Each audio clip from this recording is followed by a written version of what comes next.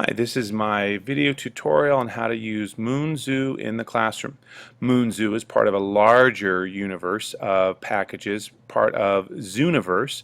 I did an earlier video on Galaxy Zoo, which has the students identify different types of galaxies.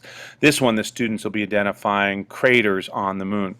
And I use this in the classroom after I've already taught the phases of the moon, how the moon was created, and so now we're just going to spend a little time studying the topography of the moon.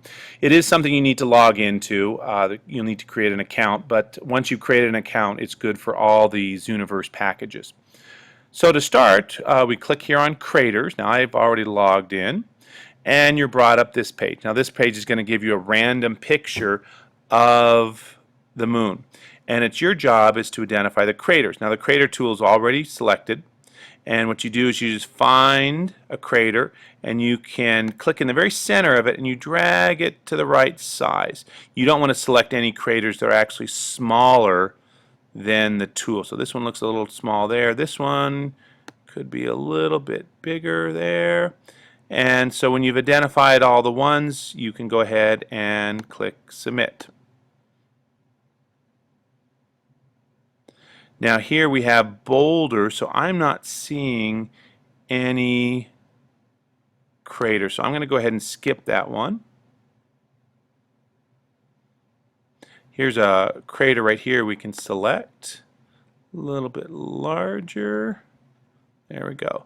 I usually tell my students if there's a lot of craters, do about 5 of the biggest ones. There doesn't seem to be any here we can do. Submit. Go on to the next one. And ooh, here's some white. These are interesting features.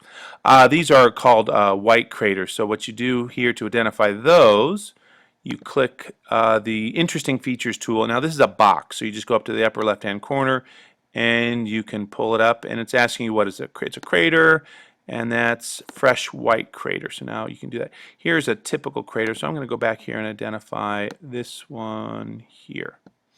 And you can click Submit and move on.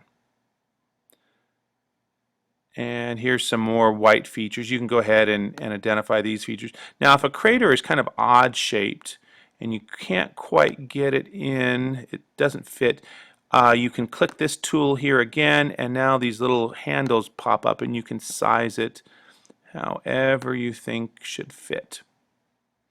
And then click Submit, and are you sure? There's another feature that allows the students to identify boulders. So it's called Boulder Wars, and it brings up 2 images, and you identify which one has the most boulders. Now I'm seeing some boulders here. I'm not seeing any here, so I'm going to say this one has the most boulders. And it brings up another image. If there's a tie or there's no boulders there, you can select this center feature here. And with that, it looks like it's taking a second to load. That's how I use it in the classroom. I can usually use it it's about 45 minutes, and it'll keep the kids interested. Teaches them the craters on the moon, the boulders on the moon. There's some other interesting features where you can explore the moon. There's information about the moon. There's a tutorial if you want to learn how to do this with your classroom. You can click there. And then there's frequently asked questions about the moon. So it's a nice way to end our lesson on the moon. So thank you for my video tutorial of MoonZoo.